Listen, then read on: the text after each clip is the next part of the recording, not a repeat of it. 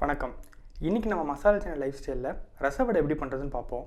ரசம் நான் ஆல்ரெடி முடிச்சிட்டேன். அது எப்படி பண்ணுன்ற லிங்க் வந்து நான் டிஸ்கிரிப்ஷனில் போட்டிருக்கேன். இப்போ நம்ம வடைக்கு தேவையான பொருள்லாம் பார்த்துடலாம். நான் 3/4 கப் கடலைப்பருப்பு எடுத்து ஒரு 4லேருந்து 5 மணி நேரம் ஊற வச்சு எடுத்து வச்சுருக்கேன். ஒரு பெரிய வெங்காயம் சின்ன சின்னதாக கட் பண்ணிருக்கேன்.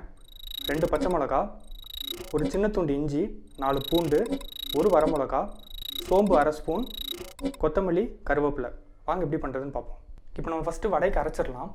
இதுக்கு வந்து நான் முதல்ல பச்சை மிளகா, இஞ்சி, பூண்டு, வரமிளகா,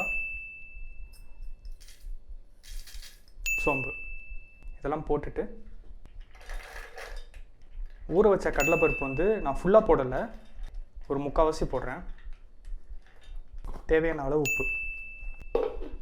இதை நான் ஓரளவுக்கு நைஸாகவே அரைச்சிக்கிறேன்.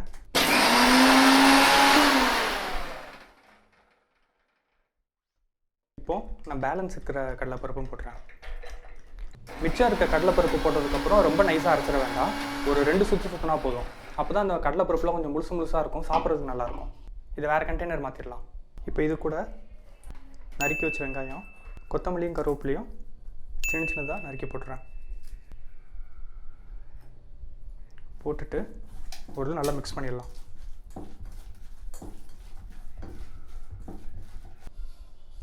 இந்த மாதிரி சின்ன சின்ன ரவுண்டாக பிடிச்சிக்கலாம், பார்த்துக்கோங்க. இந்த மாதிரி சின்ன சின்ன ரவுண்டாக போட்டுக்கிறேன். ரசவடைக்கு வந்து சின்ன வடையாக போட்டால் தான் நல்லாயிருக்கும்.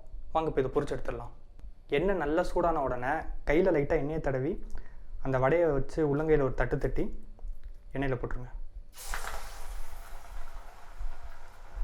அந்த மாதிரி ஒரு வடையாக போட்டுருங்க.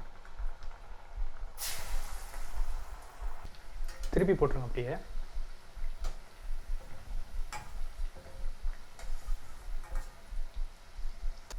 ப்ரௌன் கலரில் ஆன உடனே வடை எடுத்துடலாம்.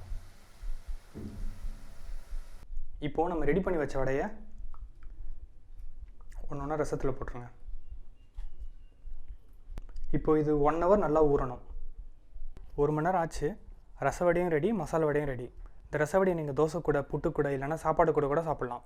வீட்டில் ட்ரை பண்ணி பாருங்கள். ட்ரை பண்ணி பார்த்துட்டு எப்படி வந்துச்சுன்னு கமெண்ட்ஸில் சொல்லுங்கள். தேங்க்யூ.